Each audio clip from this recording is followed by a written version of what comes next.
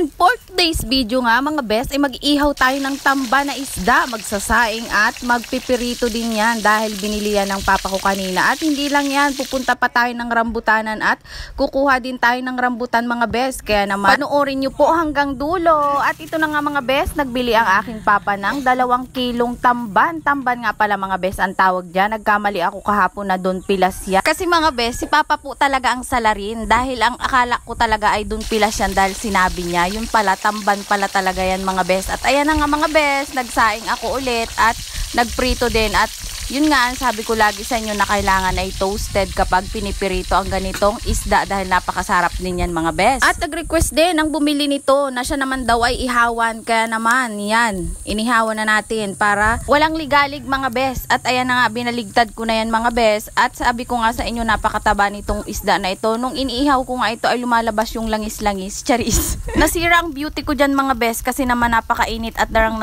na po ako sa init. Ay abaw, anong arty. At ayan na nga, natapos din ang aking inihaw mga best. At syempre hindi pwedeng walang sausawan na masarap yan. Kaya naman pinagawa ko ang aking kapatid ng toyo mansi na may mga sili mga best. Ang sarap po niyan. At ma-share ko lang sa inyo na pumunta kami doon sa hacienda namin. Ay abaw, charis. Joke lang yun mga best. Pupunta nga pala kami ng rambutanan. Dahil yun nga po ay puro hinog na. Ay napakuha na naming luluhin at nagalaglagan lang at inakain ng mga ibon. At kasama ko nga pala dyan yung pinsan ko. Nagpapalipad siya ng saranggola at yung kapatid ko. At kasama din namin pala mga best yung aso namin. At sabi ko nga sa aking kapatid, ako'y videohan niya habang naglalakad papunta doon sa rambutanan. Ay abaw, anong arty talaga. At ayan na nga mga best, andito na tayo sa rambutanan. Pauwi na kasi ako mga best ulit ng labasan. Ay wala naman po doon mga puno ng rambutanan at doon po ang meron po ay dagat. Kaya naman ang content ko po doon lagi ay kung nakikita nyo sa mga reels ko ay puro isda ang content ko doon. Kaya naman sa mga nakakamiss ng aking reels na ang content ko po ay isda ay talaga namang mananawa ulit kayo kapag ako'y nakauwi na sa labasan. At kaya naman pala pinapakuha na ng aking luluhin itong mga